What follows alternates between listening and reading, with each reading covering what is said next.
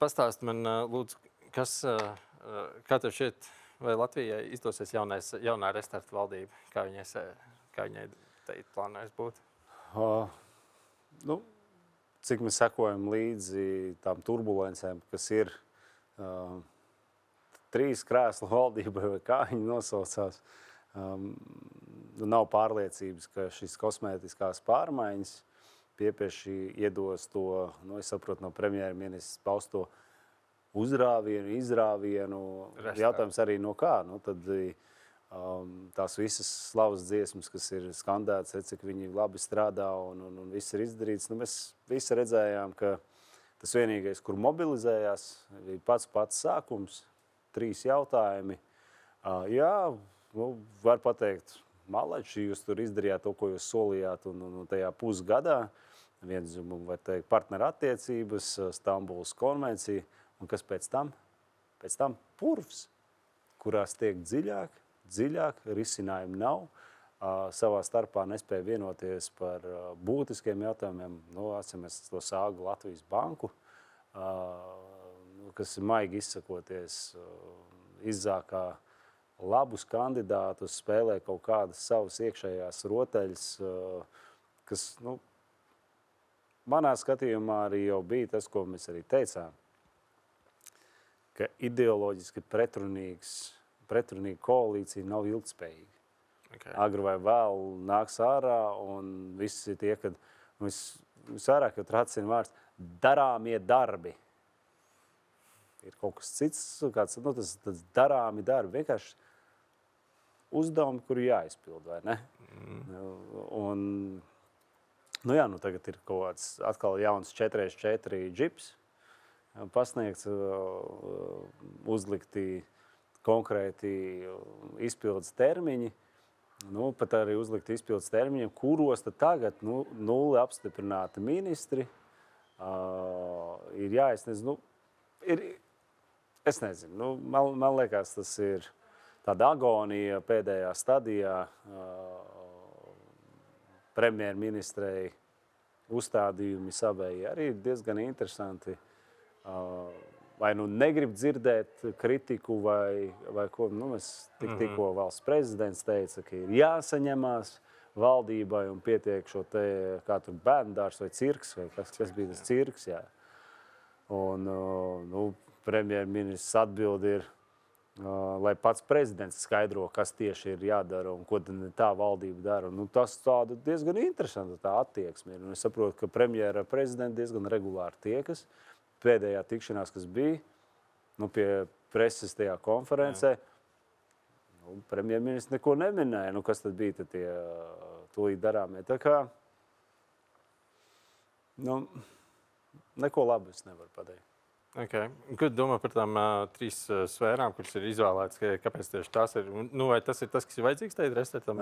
Es domāju, pietiekami daudz bijuši analītiskie raidījumi, ziņas, komentāri, kas izgaismo to pašu cēloni. Tātad vislielākā samilzušākā problēma izskatās ir satiksmes ministrijā, Rail Baltica, Air Baltica. Pārējie ir kāpēc? Pārējie, tas, kas ir izskanējis, ka lai būtu tas balans, lai viens netiktu, kā saka, pazemots, tad no katra noņems nost, un es saprotu, tur visi ir skatījušies, ka vēl tās paralēlas ar aptaujām un nepopulārākie ministri, bet tur tāda ļoti zīmīga lieta, ka premjeri ir top 3-niekā. Tad jau īstenībā, ja kaut ko mainām, tad varbūt arī jāliek tās mandāts nost, un ļaujiet tiešām, kā prezidents teica. Dodiet citiem iespēju strādāt. Un šajā ziņā, kāpēc konkrētie ministri atkal? Tā ir tā SKDS aptauja. Es domāju, tik primitīvi arī tam piegāja. Jo nebija jau tā, ka nozara, pieņemsim, izglītības zinātnes nozare, būtu tik akūti pārmetumi Čakšai. Jā, tur ir kaut kādas nepilnības, bet es saprotu, ka kaut kāds dialogs bija izveidojies un reformas īstenotās tādā vidusposmā, tagad noņemt nost, tagad nāks cits kandidāts, kas ir gadu strādājis vispār citā nozarē, ārlietu resorā un tagad novedīs līdz galam iesāktās reformas. Līdz ar to pastāv risks, ka pat pozitīvās reformas, ko nozare atbalsta, paliks atkal kaut kādā muļāšanās, apmuļāšanā. Tas tāds stagnācijas virziens. Un par satiksmes ministriju. Jā, tur arī, jo viena, laikam, kas, kur tā loģika bija diezgan laikam saprotama, un es saprotu, arī Nacionāla apvienība balsoja par labklājības ministru jauno. Tur ir nosacīta tāda, savu ziņu pēctecība, jo parlamentārais sekretārs ministra tagad kļuva par ministru. Tad viņš ir bijis gan veidojot atgriezenisko saiti valdībai ar parlamentu, bet pie visiem tiem sāpju jautājumiem, izaicinājumiem arī klāt, un viņam tur nevajadzēs 100 dienas kaut ko ieskaities, bet par pārējām, par izglītības, par satiksmes, redzam, satiksmes ministrs tagad ir aizsardzības ministrijas parlamentārais sekretārs, tātad bijušais. Izglītības ministri ir ārlietu ministrijas parlamentārais sekretāri. Tur būs izaicinājumi. Un nav tā, ka arī nozares ir vienkārši tā, ka, kur viss tā, ka mums iedodam, viss turpināsies kā bija. Es domāju, ka personības nozīmē, cik ātri kaut ko turpinās, nezinu. Bet šis vingrinājums ir tiešām tāds kosmētisks, akrobātika, kur es pieļauju pat arī iedzīvotāji ne īpaši tic, ka tas nesīs kaut kādas baigākās pārmaiņas. Okay. 3 vārdos, kā tu vērtētu, teiksim tā, pēdējās nedēļas, varbūt 2 nedēļas sniegumu no Latvijas gan valdības, gan ārlietu jautājumā, teiksim, kā viņi, vai restarts bija tagad vajadzīgs? Un kā tu vērtētu, teiksim tā, piedalīšanos, nepiedalīšanos pēdējā nedēļā? Redz, ne jau tikai restarts, tā visa ministra aizvietošana. Tāds diezgan liels tāds balagāns izskatījās, kur šajā brīdī es saprotu, ka tagad, kad mēs runājam, šajās dienās arī ārlietu ministri ir atvaļinājumā, kas man liekas, vai pasaule nav atvaļinājumā, tīpaši šajos ģeopolitiskajos apstākļos vēl jau vairāk ne. Tieši ļoti intensificējas tie procesi Eiropā, kas varbūt ir bijuši muļāti pēdējos gadus, tādi, kur ir izšķirīgi lēmumi tiek pieņemti. Uzreiz nonāc pie nākamā jautājuma. Kas ir tas, ko mediji ir nosaukuši par kara samitu Eiropā? Man uzdevums nav strostēt, vai valdība dara pareizi vai nē. Tas jādara vēlētājiem, iedzīvotājiem. Es savā kapacitātē īstenoju tos uzdevumus, ko es varu. Tas ir Eiropas līmenī ar Eiropas Savienības dalību valstīm, ar trešajām valstīm, ar strateģiskajiem partneriem. Atpūtas mirklis nevienu brīdi nav bijis. Tieši ir otrādi. Meklēt visi iespējamie veidi, formas, kā mēs varam piekteikt darba kārtībā Eiropas līderiem tos jautājumus, kas ir būtiski. Kā pieņemsim? Vakardien arī publicētais Sky Shield, tātad debesu vairogs. Tā ir iniciatīva, kuru formulējuši ir bijušie militāristi, NATO bruņoto spēku militāristi, eksperti, kas būtu vērsts uz gan potenciālā uguns pārtraukšanas gadījumā, bet arī tā virzība uz to ilgtspējīgu mieru Ukrainā. Un šī iniciatīva paredz, skaidrs, kur mēs virzamies pašā Eiropā, ir pašlaik tā saucamā coalition of willing, vai brīvprātīgie, kas virzās. Un šeit ir ļoti būtisks nianses par šo iniciatīvu, ka viņi tagad ir tiešām gūsi tādu, tādu šā brīža ļoti lielu uzmanību, kā praktisks solis, kā nodrošināt šajos apstākļos kritisko infrastruktūru Ukrainā, enerģētika, tās pats kodols spēku stacijas tajā skaitā un civilos objektus aizsargāt. Jo vēl joprojām nav jau tikai frontē, raķešu uzlidojumi dziļi Ukrainā, tuvāk rietumiem, Lvovā, Ļvivā saprot, ka arī šie uzlidojumi turpinās. Un, un šīs iniciatīvas ietvarā ir tātad arī brīvprātīgi valstis 120 iznīcinātājus nodrošināt, kas sargātu gaisa telpu. Praktiski ar tādu mandātu notriekt jebkādus, jālieto man angliski vārds, es to latviski, es tagad uzreiz neteicu, projectiles. Yeah. Kā tas tad sanāk? Objekts, projectile ir izšauts objekts, ko, protams, neviens nezina, vai tas ir drons, vai tā ir pārnotā raķete, vai tā ir tā planējošā bumba, lightning bomb. Un, bet šis, kādreiz to arī uzsvēra, ka šis jau nav nekas īstenībā jauns. Burtiski 22. gadā, pēc 24. februāra, marta mēnesī bija virkne Eiropas dalībvalstu likumdevēji, skaitā, kur mēs jau pozicionējam, ka Eiropai jānodrošina no-fly zone. Tātad praktiski nozīmē gaisa telpas slēgšana. Jebkādi objekti, jebkas, kas paceļās, tiem ir uzreiz zaļā gaisma tos notriekt. Yeah. Mēs redzam, jau 4. gads kara darbības, un šī iniciatīva viņa varētu rast tādu jau konkrētādu saprises, jo arī Eiropas līderi runā par brīvprātīgo koalīciju. Un šeit nerunāja tikai par potenciālajiem miera spēkiem Ukrainā, nodrošināt, sniegt militāro atbalstu, bet arī sankciju kontekstā. Mēs redzam arī Kaja Kallas, augstā pārstāve ārlietās, ir teikusi, ka arī sankciju griezumā viņi virzīsies šo te Coalition of Willing, kas nozīmē praktiski 26 valstis. Tātad mēs zinām viena, kur ir skaidri jau publiski tās līderu personā, Orbāns personā pauduši, ka viņi bloķēs jebkādu militāru atbalstu sniegšanu, kamēr nav nekādas miera sarunas, jebkādu finansiālu atbalstu. Jūnijā visticamāk viņi būs tie, kas bloķēs sankciju pagarināšanu.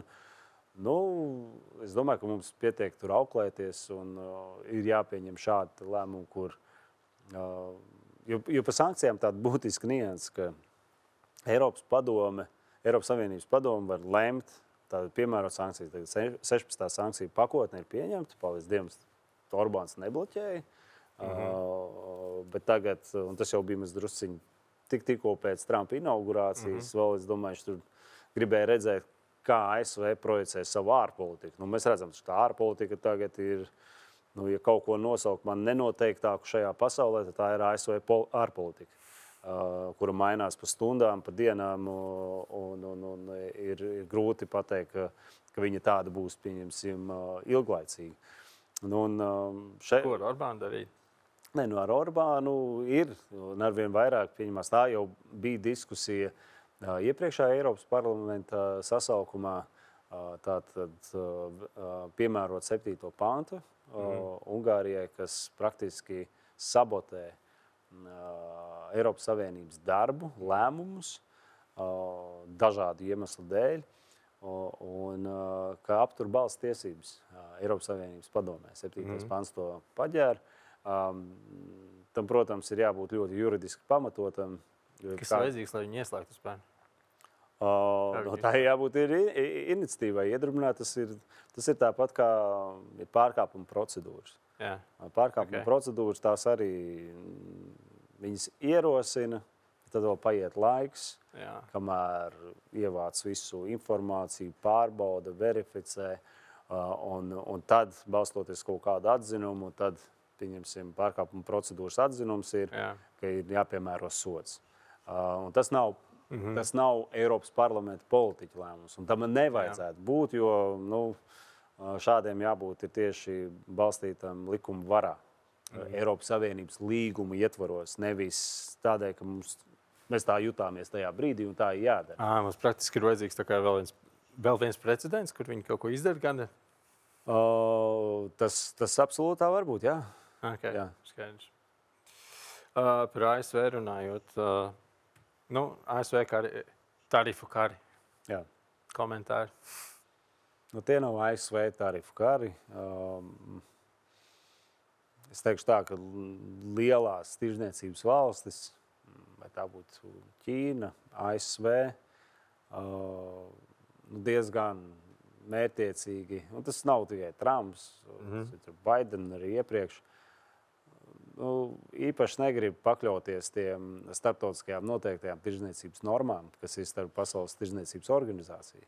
Viņi liekas, mēs esam daudz lielāks ekonomikas, priekš kā mums vajag kaut kādas. Mēs savu politiku īstenosim, kā mēs viņu saredzam pareizi. Līdz ar to tarifu kari, tur nav uzvarētāji. Tur nav uzvarētāji. Tīpaši ņemot vērā, cik savstarpēji saistīti ir visas globālās tirdzniecības ķēdes. Varam mēs teikt, tagad ir ASV tarifu karš ar Kanādu, ar Meksiku, bet tas viennozīmīgi ietekmēs arī Eiropas Savienību, tas ietekmēs Latīņu Ameriku, un to pašu Ameriku tajā skaitā cenu ziņā, izmaksu ziņā, piegāžu izmaksu ziņā un tā tālāk. Tā kā mērķis, mans skaidrojums ir vienkārši, jo tie argumenti, kas izskan no ASV iepratim, pieņemsim, Eiropas Savienībai, ka Eiropas Savienība ir pārāk suģestējusi uz ASV rēķina un ka tā tirdzniecības bilance ir negodīga. Teiksim tā, tas kā Trumps tā saka, ka tas nav fair un ka mēs esam, kā saka, tikai gūši labumu, neesam veidojuši tādas labas, kas īstenībā nav patiesība kārtējo reizi. Ja mēs paskatāmies to tirdzniecības bilanci, tā ir viena no lielākajām apjomu ziņā tirdzniecības bilancēm pasaulē, tie tirdzniecības apjomi. Bet tās deficīts preču tirdzniecībā starp Eiropas Savienību un ASV, deficīts veido 56 miljardi, kas ir 3% no kopējās tirdzniecības bilants preču uzmas. Tas nav mega liels tāds, ko ASV pasaka ārprāts, jūs mums rip-off. Es pieļautu, ka tāda retorika varētu būt, ja tur parādās 20-25%. Jā, kaut kas nav. Un tas ir preču grupā. Pakalpojumu sadaļā Eiropas Savienībai ir deficīts 150 miljardi ar ASV. Tātad tur ASV daudz vairāk caur pakalpojumiem ģenerē sev ieņēmums un pārējo. Un tam pa virsu visām ir šis te, kā es minēju, tas lielais rādītājs, kāda ir tā tirdzniecības bilants kopējā. 5 triljoni. 5 triljoni. Tas ir tik savstarpēji atkarīgas ekonomikas Eiropas Savienībā un ASV. Tas ir milzīgi. Bet tā viena būtiska nianse ir, ka Eiropas Savienībā ASV neveido tur, piemēram, 60% no mūsu ārējās tirdzniecības. Tie ir 20%. Tas nav tik mega liels. Līdz ar to es zinu šīs skaļās vienmēr protestus, kas izskan gan Latvijā, gan arī Eiropā. Tik līdz Eiropa tuvinās kādu jaunu tirdzniecības līgumu noslēgšanai, ir atkal retorika ieslēgta. Tas skaitēs mūsu lauksaimniekiem, mūsu biznesi tiks konkurētspēja samazināta, piepludināta ar lētām lietām. Un šeit ir faktos un datos balstīts atzinums, ko arī sniedz Eiropas komisija, un ko es arī esmu paudis, ka pēdējo 15 gadu laikā, jo tad ir ļoti daudz šie jaunie modernās paudzes līgumi slēgti, Jaunzēlande, Austrālija, Kanāda, tagad ar tuņās Meksika, Čīle, Merkosur un tā tālāk. Pilnīgi nevieni dati, nekas neuzrāda, ka kaut kādā mērā Eiropas uzņēmēju situācija būtu pasliktinājusi. Tieši pretēji ir bijuši daudz ieguvumi, tirdzniecības bilants gājuši uz augšu, savstarpējā tirdzniecība ir pieaugusi. Tā kā tas aspekts īsti neies cauri, bet tas ir tāds, atsevišķi nozaru, spēcīgs lobijs, protekcionisms, kas nav balstīts ne datos, ne faktos. Arī tie brīvās tirdzniecības nolīgumi Eiropa nevienu brīdi neatsakās no saviem noteiktiem standartiem. Tas ir kvalitātes, preču kvalitātes, produkcijas kvalitātes prasībām. Nav nekur tā, ka pievērsim acis, galvenais, lai viss notiek. Nē, ja gribi tirgoties ar Eiropas Savienību, tev šīs lietas ir jāievieš pirmkārt jau savā valstī, vai tas ir tajā pat ražošanas procesos vai kā, lai viņi atbilst Eiropas Savienības standartiem. Nu jā, un līdz ar to tie tirzniecības kari Eiropa varbūt ir tādās labākās pozīcijās, ka mēs varam diversificēt. Mums ir tiešām partneri, uz kuriem varam paļauties, tāpat, piemēram, arī Japāna.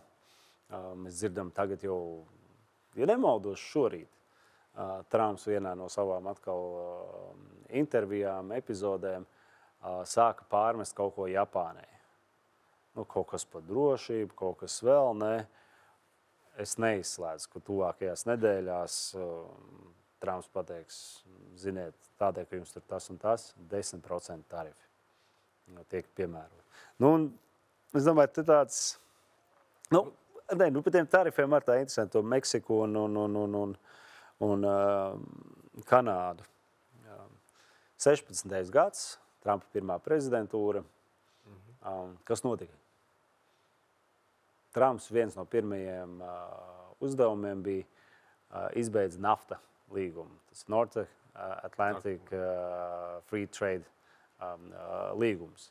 Un tagad ir noslēgts kaut kas cits, kas vēl joprojām spēkā. Bet tas arī pirmais uzreiz saprāts, bet tagad ir ļoti interesanti, ka viņš ievieš tarifus uz valstīm, kur viņš pats ievies jaunu regulējumu. Viņa paša prezidentūras laikā. Un tad mēs redzam, kas arī notika. Praktiski uzreiz būs 25% Kanādai, 25% Meksikai. Tas bija lēmums. Lēmuma pieņemšanas martā stāsies spēkā. 4. marts stājas spēkā. Šodien ir, kurš datums? 6. marts. 6. marts. 48 stundas vēlāk jau ziņo, ka ar Meksiku tarifu piemērošana tiek atlikta uz aprīli 2. Jā, skaidrs. Tas ir tāds modus operandi Trumpam. Kāda tā prognoze par Eiropu? Mums būs, prognoze ir skaidrs, ka tarifi būs. Tarifi būs, alumīnija, tērots, tās ir tās visticamāk tās jomas. Bet pareizi aizmirst pateikt to, ko es sāku, un es kaut kā atvainojos, varbūt aizpildēju vai kā, bet ļoti daudz tas viss ir savstarpēji saistīts, tās visas lietas. Bet, ko es redzu, Trumps caur tarifiem, piemēram, pret Eiropas Savienību, ko viņš arī vēlas panākt.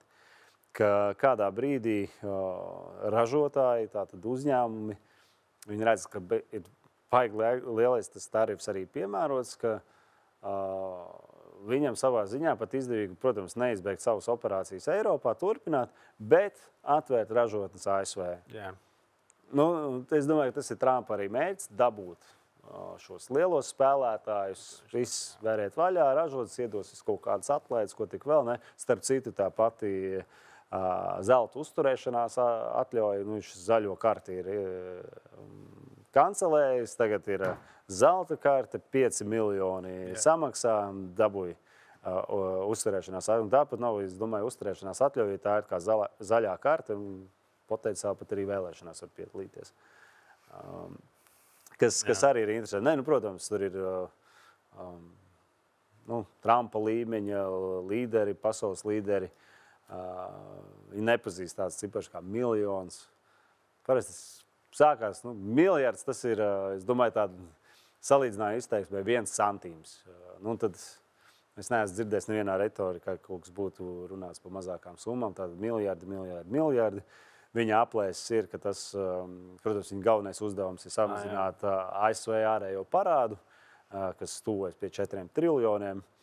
Un es negribu iet analīzē, kas notiek ASV iekšēnē. Tur ir diezgan tektoniskas kustības un svārstības ar neievēlētu personu, sēžot blakus Trumpam, veicot masveida atlaišanas, konsolidācijas, federatīvajām iestādēm, kam tik vēl ne. Protams, ar mērķi, ka ietaupīt un lai varētu samazinātos arī ārējais parāds. Bet, tā zelta nesauksim vīzes, tā ir zelta uzturēšanās atļauja, kuru praktiski nopērts. Viņš teica, ka mums būs 10 miljoni cilvēki, kas samaksās 5 miljoni. Tagad matemātiku, kurš nodarbojas parēķinām, nodarbos uzreiz daļu no ārējā parāda. Bet, vai tas notiks, es īsti neredzu, jo, iedomājamies, cilvēks, piemēram, normāls dīls, 5 miljoni varētu. Bet tas nozīmē, tas ir droši, tas ir uz 3 gadiem. Jā, atlikuši. Jo Trumpam šī ir pēdējā prezidentūra atbilstoši ASV konstitūcijai. To mēs vēl redzēsim, vai būs pieņemsim mēģinājumi kaut ko darīt ar ASV konstitūciju. Jo pagaidām tās darbības ir atkal, amerikāņiem pašiem jāredz, tā ir senākā mūsdienu demokrātija, 300 gadi. Un tas, kas atsevišķiem tādiem līmeņiem notiek, pa ķieģelītiem varbūt kaut kas tiek noņemts nost. Ķieģelītiem. Kāda ir tev, teiksim, tā rekomendācija Eiropai? Mēs sadzirdēsim to 10 vai 20% vai kaut kādu? Eiropa ir ļoti skaidri pateikusi, ka mēs nebūsim pirmie, kas izšaus. Okay. Tātad mēs nepiemērosim kaut kādas preventīvas vai kādas tarifus, bet būs tas angliski var teikt, pilnīgi līdzvērtīgs piemērots konkrētajām nozarēm vai grupām, ko būs ASV piemērojis. Bet es domāju, ka ir ļoti labi, ka tirdzniecības komisārs ir jau pabijis Vašingtonā, ir ticies. Es tiešām nesaprotu, ko gaida Eiropas komisijas prezidente, īpašas uzaicinājums vai kā. Labi, ir ļoti skaļas retorikas, un mums ir ļoti skaļi arī šeit Eiropā paziņojumi. Pat labi arī uz to, ka ar ASV mēs vispār vairs nevaram rēķināties. Ekstrēmos paziņojumos arī nevajag aiziet. Ir pārējošas lietas un ir tagad, jo paskatāmies, cik tagad ir 2 mēneši pagājuši. Jā, atkal. Jā, vēl ir 3,5 gadi priekšā vairāk. Jā. Var visu nocelt, bet, protams, tas nenozīmē, ka mēs kaut kā tagad iepauzēsim un gaidīsim kaut kādas reakcijas. Daram, virzamies, ja kaut kādu lēmumu tiek pieņemti. Tos iekšējai pārējiem reaģējam, bet turpinam darīt savus mājas darbus, un tie mājas darbi Eiropā ir vairāk nekā vajag. Ko tu teiksi par vakardienas sanāksmi Briselē? Par tiem lēmumiem, kas tur tika pieņemti kaut kas? Kādi tev, teiksim tā? Tāds komunikē ir bijis vairāk, es teiktu, pat no Zelenska puses. Jā. Idejas iniciatīvas, lai tad es saprotu, nākamā nedēļa plāno tikties Zelenskis ar Trumpu un interesanti potenciāli Saudārābijā. Tas ir tagad, tas ir izskanējis, jā, bet mums skaļākais Eiropā šajā nedēļā, protams, ir Fonda Lejens paziņojums par 800 miljardiem Eiropas aizsardzības spēju stiprināšanai, ražošana, infrastruktūra. Bet arī tur vēlns slēpjas detaļās. Ir skaists skaitlis, bet kas to veido, no kurienes veido, kur ir tāds finansējums, kā tas nāks. Un te, kad mēs sākam ar lupu skatīties tuvāk, ne visi ir priecīgi redzēt tās iespējas, kas padarās. Diezgan skaists paziņojums, kur pārsvarā tie ir aizņēmumi, ir kaut kādas iniciatīvas, kur pārskatīt līdzšinējo finansējumu programmas, bet arī tur īpaši neskarties klāt. Tur nav tā, ka pārskatīsim piemēram zaļo kursu vai kam līdzīgi, bet atsevišķi fondi ir ieskicēti, tur rosinājumi pat koheizijas fonda līdzekļus novirzīt aizsardzībai. Un es domāju, ka tagad ir skaidrojošā daļa jābūt no Eiropas komisijas dalību valstīm un arī Eiropas parlamentam, kas tur tieši ietilpst, kādas ir tās iespējas, jo aizņemties jau ir viegli, bet jautājums, kas to parāda atdot, kad atdot, uz kādiem nosacījumiem. Un, piemēram, Latvijā arī, mums tas ārējais parāds ir uzaudzēts diezgan augsts. Praktiski, lai mēs viņu apkalpotu gadu, tie ir pusotras, man tā liekas, vai 2 miljardi eiro. Mēs maksājam vienkārši par ārējā parāda apkalpošanu. Nu, un tagad, pieņemsim, pasaka Eiropas Savienība, ka mēs jums dodam to fiskālās disciplīnas telpu, ietver līdz pat 1,5% budžeta deficītu varat audzēt uz aizņēmumiem priekš aizsardzības industrijas nozares, aizsardzības spējas stiprināšanā. Nu, tagad Latvijas gadījumā mēs esam vieni tie, kas krietni virs tā minimuma jau sniedzam aizsardzībai. Protams, mums tie budžeta apjomi nav tik milzīgi, kā varbūt citai dalību valstī. Bet pateikt, ka tagad mēs varam, pieņemsim, vienu vai otru spēju nodrošināšanai ņemt aizņēmumu, audzēt deficītu, tas nozīmē, ka potenciāli mums ir taču visas Standard & Poor un visas pārējās kredītreitinga aģentūras, kuras redz, kāda mums ir budžeta ieņēmumi, kāda mums ir tās un ilgtermiņa visas prognozes, un viņi samazina mūsu kredītreitingu.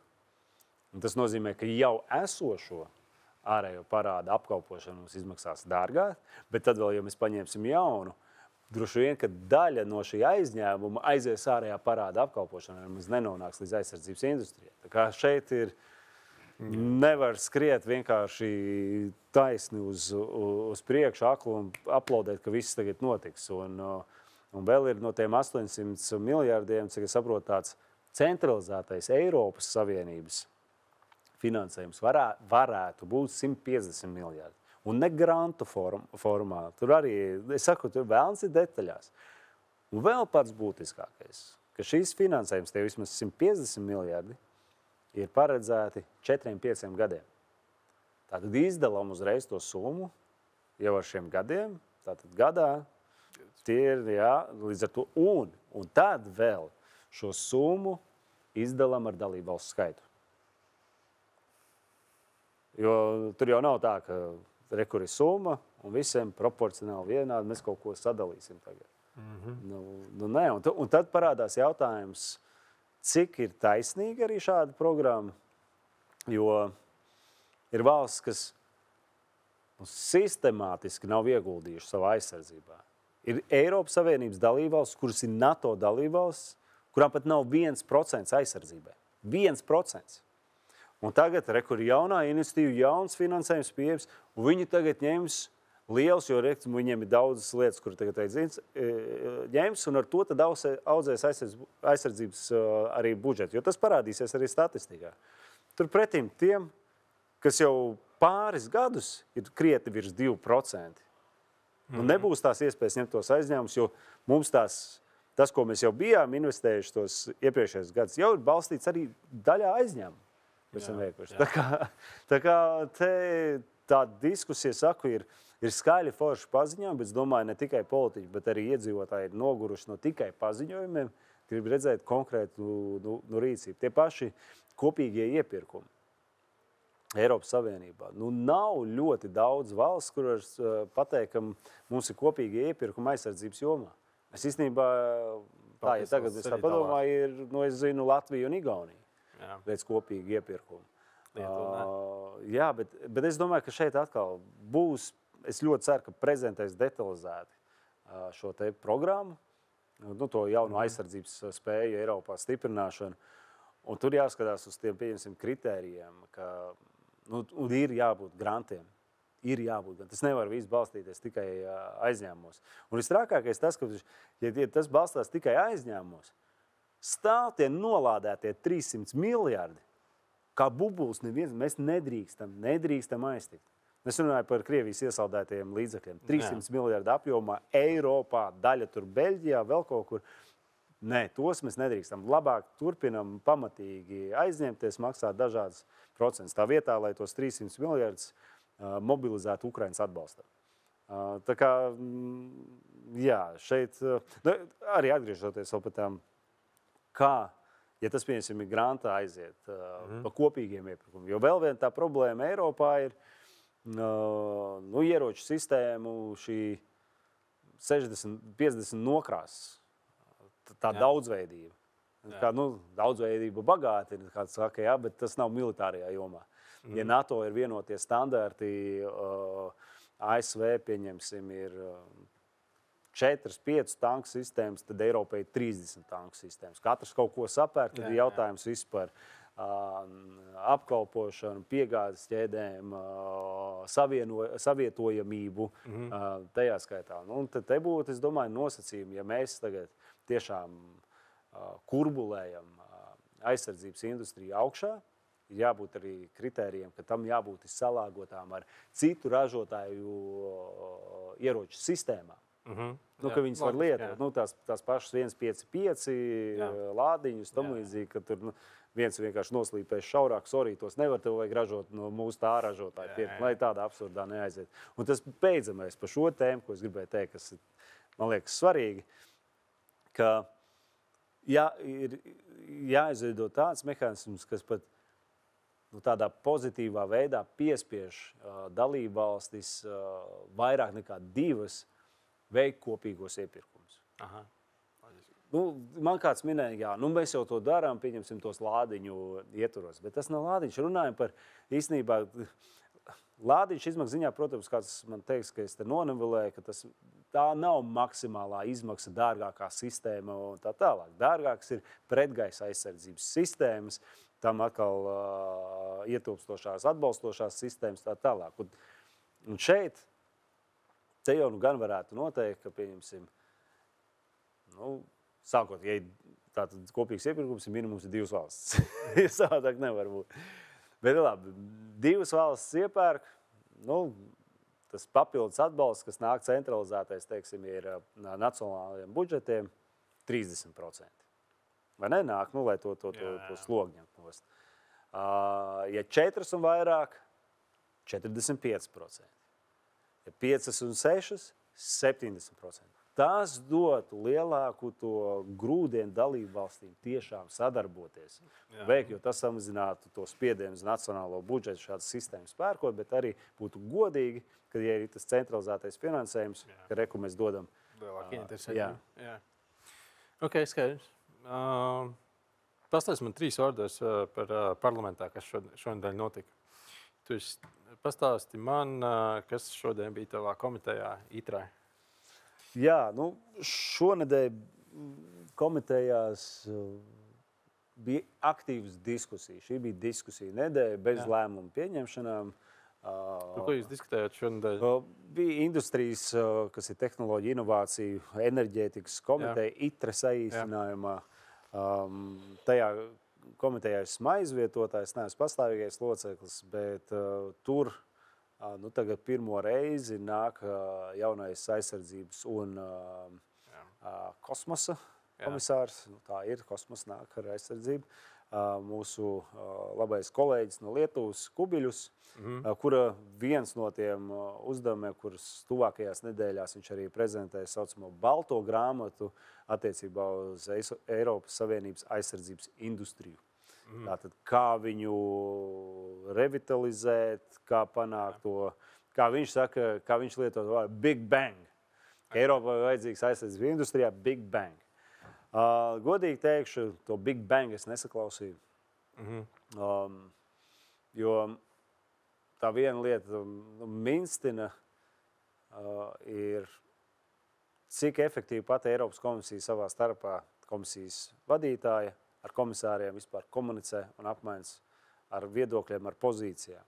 Jo rekur ir komisārs ar skaidru mandātu, 100 dienās plus jāizveido baltā grāmata, kā attīstīt Eiropas aizsardzības industriju. Viņam ir plāns, ir indikatīvi Eiropas komisija vadītāji pasaka, tāds varētu būt potenciālais tas budžets. Un tagad dienu pirms viņš nāk runā to, jo vēl nav prezentēts, nāk runā par to, Bāms, Fondelīna, 800 miljardi mums ir. Un es uzdevu jautājumu, vai šis 800 miljardi, kas izskan no Eiropas komisijas prezidents, ir kaut kādā veidā skaņots ar viņu kā atbildīgo komisāru pa aizsardzības nozari. Atbildi nesaņēma. Tā kā man vairāk biedē, ka atkal mēs neejam tikai to ceļu, kad ir skaļi paziņojumi, kuriem nesako ne rīcība, ne arī kaut kāds tāds gruntīgs pamats. Okay. Saprotam. Es dzirdēju, ka tev bija tāds jautrs pasākums kā negotiation, sarunas, bet ne sarunas, bet kā to nosaukt. Tā nav strīdēšanās. Tā ir procedūra. Tā ir saruna vešana par konkrētu dokumentu, politisku dokumentu. Tas tieši bija par Eiropas aizsardzības spējām. Tātad, kā pilnveidot. Un tā iniciatīva no Eiropas parlamenta apsteidzoši jau nākt ar savu redzējumu, kam jābūt gan šajā Baltijā grāmatā, gan potenciāli tajā von der Leyens Rearm pārabruņo Eiropu plānā. Un šī parasti ir tā, kad ir politiskā grupa, kura inicijē šo vai nāk ar šo iniciatīvu, ka mums nākamnedēļ ir plenāra sesija, ka mēs par to ne tikai debatējam, bet arī pieņemam rezolūciju, politisku dokumentu. Skaidri parādot, kāda ir Eiropas parlamenta nostāja konkrētajā jautājumā. Ir 8 grupas Eiropas parlamentā, plus neatkarīgie vēl deputāti. Un tas starp šīm grupām katram ir savs redzējums, katram ir savs kaut kāds ideoloģiskais, katram ir kaut kāds savs nacionālās valsts intereses. Tad ir sasniedz katra grupa savu tekstu par rezolūciju. Tad šajā sanāksmē ir jāpanāk, ka mēs nonākam līdz vienam dokumentam no 8.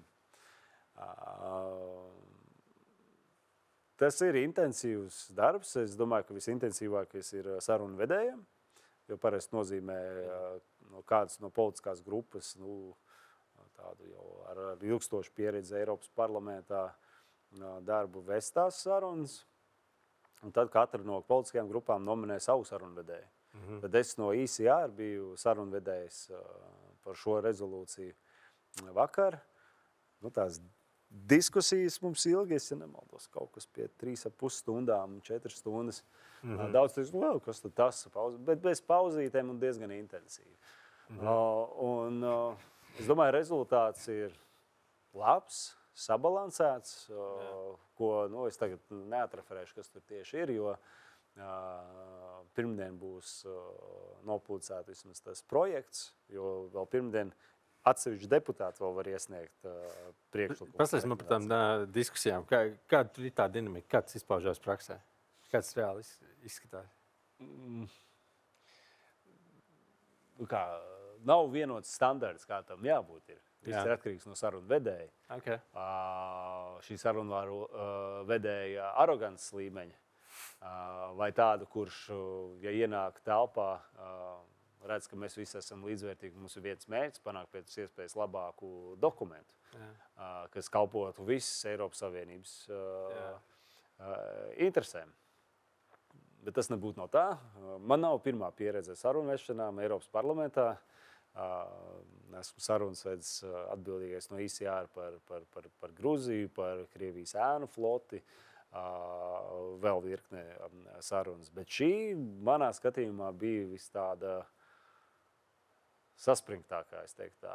Jo pirmkārt, nepamet sajūta tāds baigi sasteigts izbija. Burtiski sarunu vedēji un politiskās grupas sākotnējo dokumentu saņēma rīta pusē, un agrā pēcpusdienā jau sākās sarunas. Līdz ar to vēl visam iziet cauri un saprast un nokoordinēt vēl grupas iekšēnē, kādas tās intereses sabalansēt. Jo varbūt skatītājiem tā nav zināms, tās grupas, protams, variēt no tā lieluma, bet nevienmēr arī lielums ir tas būtiskākais. Būtiskākais, cik šajā grupā ir politiskas partijas no nacionāla līmeņa un no cik valstīm. Jo tev var būt mega liela grupa, pieņemsim, es tagad nesaušu kura kā, bet pieņemsim grupu, tev ir 250 deputāti, un šie 250 deputāti ir no 3 dalību valstīm un pārstāv kopā 5 partijas. Tu liekas, tur var diezgan daudz kaut ko sabalansēt, bet tad pieņemsim, bet tā nav patiesība vairums grupām Eiropas parlamentā, pieņemsim ICR, mēs esam 81 deputāts, no 12 delegācijām, tad 12 dalībvalstīm. Un vēl šajās delegācijās viņiem vēl ir, pieņemsim, atsevišķas delegācijas, kurās ir vēl pārstāvi no dažādām politiskām partijām. Okay. Vēl vairāk. Vēl vairāk. Jā, un par laimi ICR esam es, Roberts un Reinis Pozņaks. Mums tur domstarpība nav diezgan ātri panākama, bet ir skaidrs, ka tev ir jāsabalansē tās intereses. Daudz teiks, ka tur Latvijas tu var to uzlikt. Tu var to spiest tajās sarunās, bet to jau pārējie kolēģi redz. To nākamreiz nenominēs par sarunvedēju. Viņu vajag izbalansēt gan par grupā pārstāvētajiem reģioniem. Mums ir Dienvidi, mums ir Centrāla Eiropa, mums ir Ziemeļa Eiropas pārstāvi. Tas visam jau kopumā. Bet atgriežoties tām sarunām, ar vājiem nerviem tādām nevajag iet. Jābūt diezgan tādu biezu ādu, uzņemt nievas, uzņemt tādu kā bulingu, bet ja tu to visu iztur un parādi, tev diezgan stingri stāja, nevis tikai tādēļ, ka man ir stāja, bet tev ir arī argumentācija, tu saņem respektu un beigās jau ir tā, ka tavi priekšlikumi plašais neiduskai atbalstāms. Līdz ar to manā skatījumā es tiešām panācu praktiski visus ICR grozījumus, bet kas bija būtiski, es panācu arī to, ka atsevišķi kreiso priekšlikumu netiek iestrādāti. Kur, piemēram, bija mēģinājumi, tagad mēs runājam ekskluzīvi par Eiropas Savienības aizsardzību, iepīt atkal, ka jābūt kaut kādai sociālai noturībai, tagad ar veselību tam līdzīgi. Ziniet, tad mēs beigās tur varam Rosolu uztaisīt, salikt visu, un tam dokumentam nebūs ne fokus, ne arī tas pats iedzīvotājs, ka lasīs, viņš nespatīs. Ko te jūs tur īsti nolēmāt? Jūs pa visu tur runājat. Līdz ar to mēs diezgan labi noturējām to struktūru. Runājam gan par jaunajām iniciatīvām, gan arī par apdraudējumiem, hibrīda apdraudējumiem, par reģioniem, kuriem vajadzētu īpašāku atbalstu no Eiropas. Šeit es runāju tieši par ārējām robežām un tām dalībvalstīm, kas robežojas ar agresoru valstīm, tātad Baltija, Polija, Somija tajā skaitā. Jā, tās sarunas, viņas ir jāpiedzīvo, lai saprastu, ka nav tā, ka tu tur aiziet, tu pasaki, un jā, visi tur pieņem un aiziet. Ir jāpacīnās diezgan pamatīgi. Labi, paldies. Paldies. Ļoti labi.